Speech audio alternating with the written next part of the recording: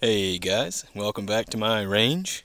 Just out here doing a little bit of shooting today, and just kind of wanted to give you my thoughts on this Beretta AR-70. Now, some of you may understand and appreciate this is a fantastically uncommon weapon in the United States. It is not mine. It belongs to a friend of mine who so graciously allowed me to borrow it to film it. Thank you, Bathtub, again. But, so I've put about maybe 50, 60 rounds through it.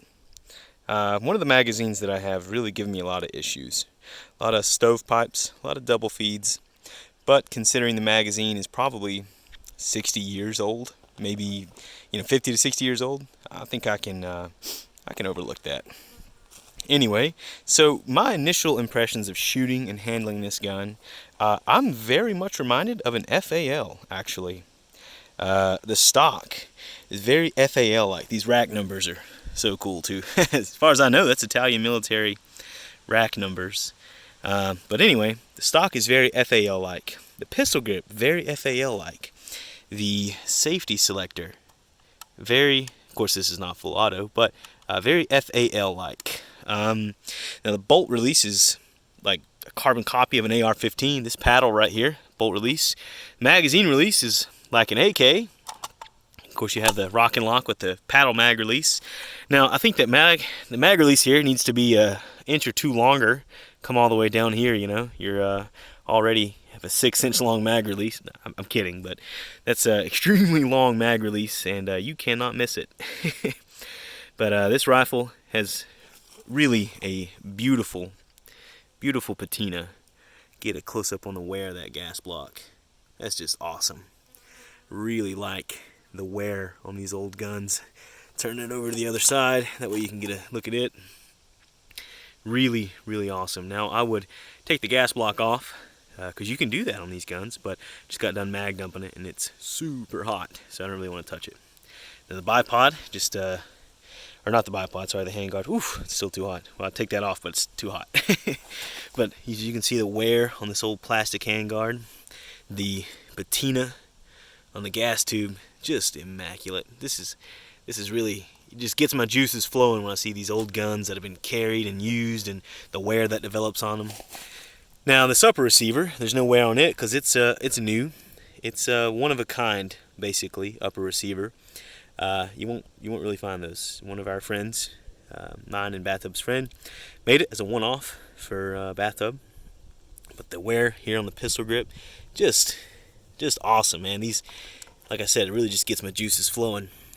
Now here are the flip-up grenade sights, and come up here's the gas shut-off. Now, I have not fired this rifle with the gas shut-off to see if it works, because I don't have any blank cartridges, and these are really not made to fire with a full-power live ammunition. That's don't really want to take the chance of damaging it. This is worth as much as my truck, and I don't really want to damage it. So, but yeah, you got the flip-up sights here. That's a bit more simple. It's like another thing that reminds me of the FAL on this gun is the rear sights. Really simple, two-position. It's actually really similar to this Galil over here. But anyway, so you have this is 150, as you can see, 150, and it's pretty on. I'm only shooting at about 100 yards, a far steel target up there, and it's pretty good. I gotta hold a little low, but not too low. And the other sight, as you can see, 300. Really simple, two-position sight. This rifle has the ittiest bittiest little dust cover I've ever seen. Get a load of this. Boop. This is the tiniest little dust cover I've ever seen. Yeah, something. But overall, I mean, my impressions of shooting this gun are, it feels very, so the recoil is very AK-like, and it's no surprise the internal operating mechanism is basically a take on the Kalashnikov long stroke piston, and you can feel it. It feels very ka-chunk, ka-chunk. If you've shot a lot of AKs, you'll know what I'm talking about, especially like the lower recoiling 74s or the 5.56 AKs that recoil a lot less than the 7.62s. You can feel the initial recoil of the bolt impulse as it comes back and maybe it'll hit the rear trunnion, but as it slams back forward against the front trunnion into battery, that also produces, like, the tip of the rifle wants to go chunk down a little bit. And this rifle has something similar. It's very ka-chunk, like recoil impulse. It is smooth, I will say. Oddly enough, it does seem to prefer steel cased ammo over the brass case. I've been shooting some Remington brass 223 through it out here, and having some double feeds and some stovepipes. Again, probably magazine related, because like I said, those magazines, the original AR-70 mags, who knows how old they are. I do not know how to date those mags at all. But the bipod is pretty neat. Now, I'm shooting at kind of an uphill, not a whole lot uphill, probably elevation wise it's probably 10 feet higher than I am, maybe. And the bipod legs are a little too short for that.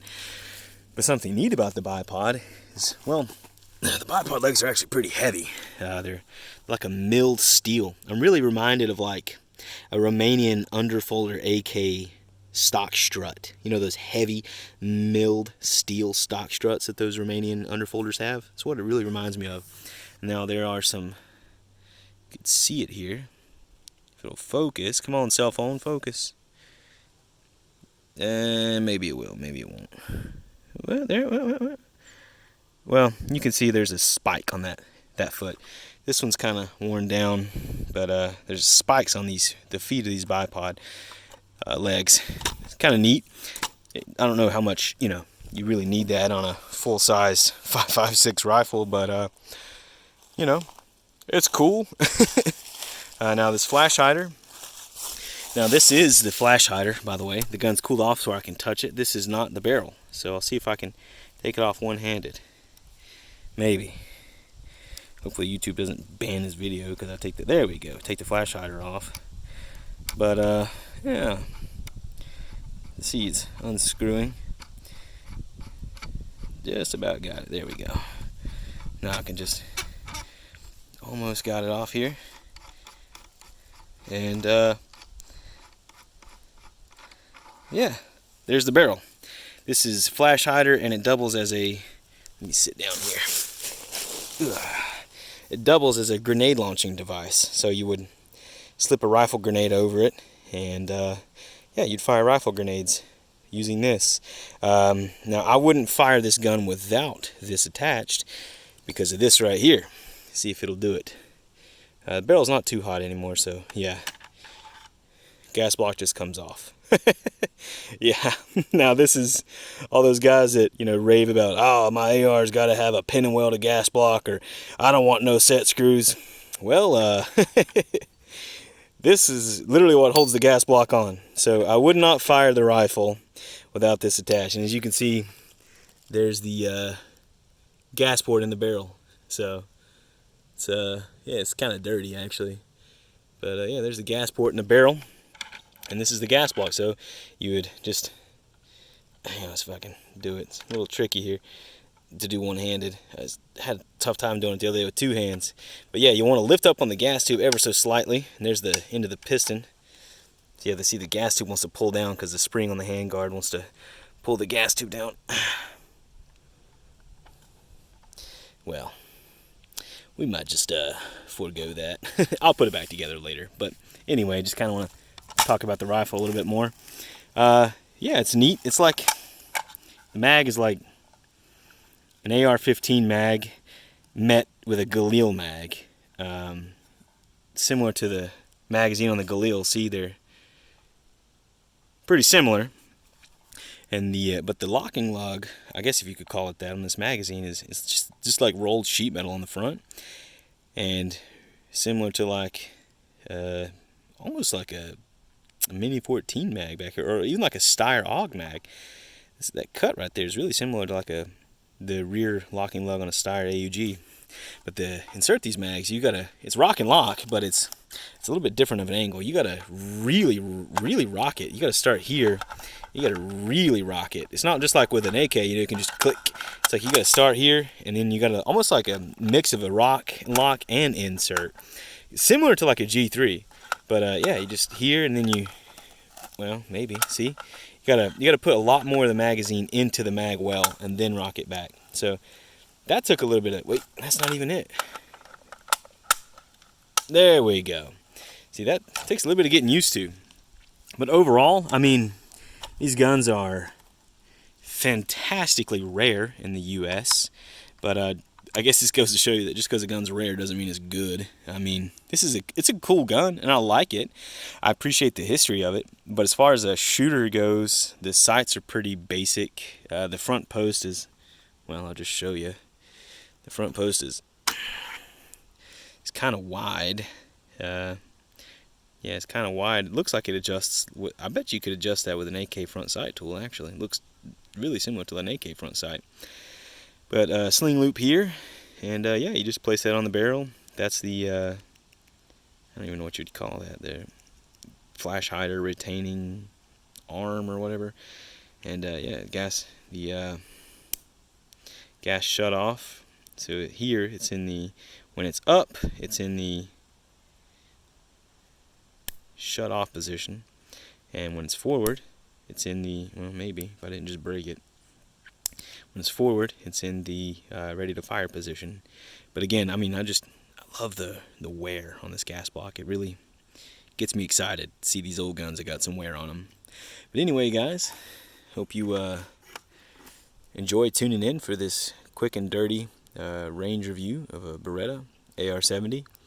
Again, Bathtub, thank you for letting me take a quick look at this fantastically rare and uncommon rifle, especially in the United States. Yeah, if you guys let me know your thoughts on it.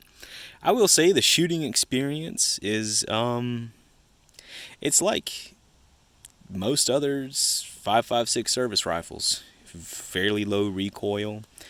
Sights don't really jump around too much. I mean, it's loud, but it's, like I said, not a lot of recoil, not a whole lot of muzzle blast out of this relatively long barrel, and after passing through this flash hider. But yeah, overall, a neat piece of history. That's the Italian take on the AK SG 550 series. I would say, without a doubt, the SG 550 series is far superior rifle. I've shot an SG 5, I think it was a 551P or A1. It's the short version of the PE90. I don't remember the exact model off the top of my head, but it's a nicer fit and finish on that for sure. Better sights too. These sights they're okay for just what I'm doing out here at 100 yards, but I wouldn't want to have to qualify with those sights at like 300 meters or further out. That front sight is pretty bulky, and the rear sight window is kind of big. But yeah, guys, I appreciate you tuning in, and again, thank you, Bathtub. Stay tuned, guys. More videos to come.